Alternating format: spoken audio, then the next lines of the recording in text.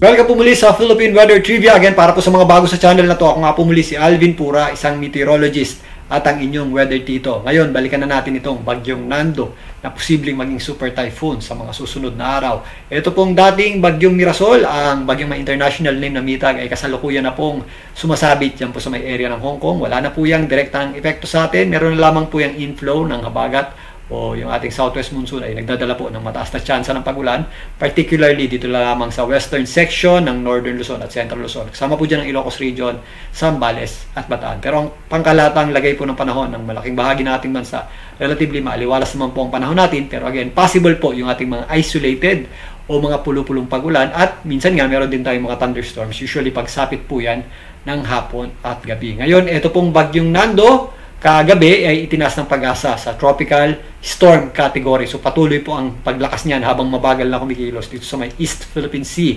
Kaninang umaga, bahagya po yung bumilis. Ang bagyong Nando po ay nasa tropical storm category nga na binigyan ng international name na Ragasa. Ang salitang Ragasa po, again, kung mapapansin nyo, is parang wikang Filipino dahil sa atin po galing yan. Yan po ay sinuggest natin or dinonate natin sa JMA, RSMC o yung ating in charge para sa mga pangalan ng bagyo dito po sa Western Pacific Region, kasama po dyan ang Pilipinas. So, ang ibig sabihin nga po ng Ragasa ay posibleng itong bagyong Nando ay rumagasa dito sa extreme northern Luzon sa mga susunod na araw. Ito pong bagyong Nando ay may taglay na lakas na hangin na nasa around 75 kilometers per hour malapit sa kanyang gitna, at kung minsan meron niyang mga pagbugsong umabot sa 90 kilometers per hour. At patuloy po ang paglakas niyan habang nandito sa may East Philippine Sea, at hindi natin inaalis ang possibility ng rapid intensification pa niyan o biglang paglakas habang binabaybay niyan itong East Philippine Sea. Ito po ay patuloy na kumikilos, pakanluran sa bilis na 20 kilometers per hour patungo nga sa direksyon ng Northern Luzon at extreme Northern Luzon. Ngayon, silipin natin itong pinakahuling track ng Pag-asa para dito sa bagyong Nando. So narito po ang pinakahuling official forecast track ng Pag-asa para dito po sa bagyong Nando. Pinapakita nga dito na patuloy na pagkilos ng bagyong Nando pa generally westward patungo dito sa direksyon ng Northern Luzon at extreme Northern Luzon. At bukas nga, maaari na po itong tumungtong sa typhoon category, at habang binabaybay niyan itong East Philippine Sea, saan po natin ang patuloy na paglakas niyan, at maaaring sa darating linggo hanggang Lunes yan po ay tumungtong na sa lakas na 185 kilometers per hour o higit pa. Yan po yung ating super typhoon category na. Yan po ay posibleng sumabit dito sa extreme northern Luzon sa darating na Monday hanggang Tuesday, at pupunta po dito sa may West Philippine Sea. Pero again, kung papansin niyo, malaki pa yung ating cone of uncertainty o yung ating circle of probabilities. May possibility pa po yung mas sumubsob ng bahagya or mas tumaas ng bahagya. Pero generally, ito po yung kanyang pupuntahan, yung kanyang center or gitna, na kung saan nandun po yung pinakamalakas na hangin. Ito pong bagyong Nando na may international name na Ragasa. So depende po sa magiging lawak pa ng bagyong Nando, yung kanyang panglabas na kaulapan ay posible lang umabot dito sa ilang bahagi ng Northern Luzon at extreme Northern Luzon as early as Sunday ng gabi. So magtataas po ng tropical cyclone wind signal ang Pag-asa dyan, maaaring Sabado or Linggo, depende nga sa layo pa nito pong bagyong Nando or sa kanyang ikilos na direksyon. Again, minsan po may mga pagkakataon na kahit may signal number 1 tayo ay maganda pa ang panahon, dahil po yan po ay warnings. Yan po ay merong tinatawag na lead time. So meron tayong at least 36 hours pag signal number 1. So ibig sabihin po niyan, paiksi ng paiksi yung ating lead time habang papalapit ng papalapit yung bagyo. Gagamitin po natin ang mga lead time na yan para sa paghahanda sa posibleng paglapit nito pong bagyong Nando.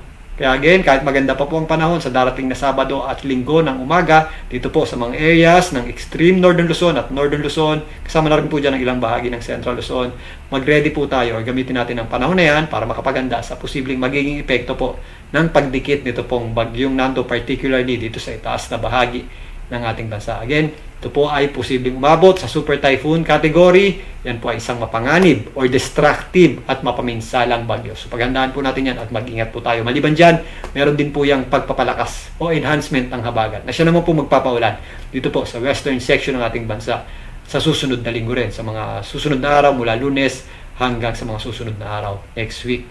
So narito po ang satellite image natin para sa bagyong Nando. So nandito po ang gitna niyan, natatakpan ng kanyang kaulapan dahil nga nasa tropical storm category pa yan. Pero if ever tumungtong na po yan sa typhoon category, lalong-lalo na kapag naging super typhoon category niyan, magpapakita na po yung kanyang pinhole eye or yung kanyang mata at natatanggal na po yung mga nakaharang na kaulapan dyan. Sa ngayon, base dito sa structure ng bagyong Nando, yung kanyang mga kaulapan ay concentrated dito sa south, western o ibabang bahagi ng bagyong Nando. So if ever yung kanyang gitna ay dumaan dyan sa itaas na bahagi ng extreme northern Luzon, ito pong makakapal na kaulapan na ito ay makaka-apekto po sa areas ng northern Luzon at mag-extend pa yan sa central Luzon. So kahit po malayo po tayo doon sa center or gitna ng bagyo, dahil nga concentrated sa ngayon yung kanyang mga kaulapan at mga pag-ulan dito po sa ibabang bahagi nito, sasabit pa rin po yan sa malaking bahagi ng Luzon sa darating na linggo, or magsisimula nga yan sa linggo, papalapit yung kanyang trough or extension, lalong-lalo na sa Lunes at Tuesday. So paghahandaan po natin ang posibleng pagdikit nitong bagyong Nando, lalong-lalo na kapag gumanda na po yung kanyang, or kapag naging maayos na po yung kanyang circulation at structure.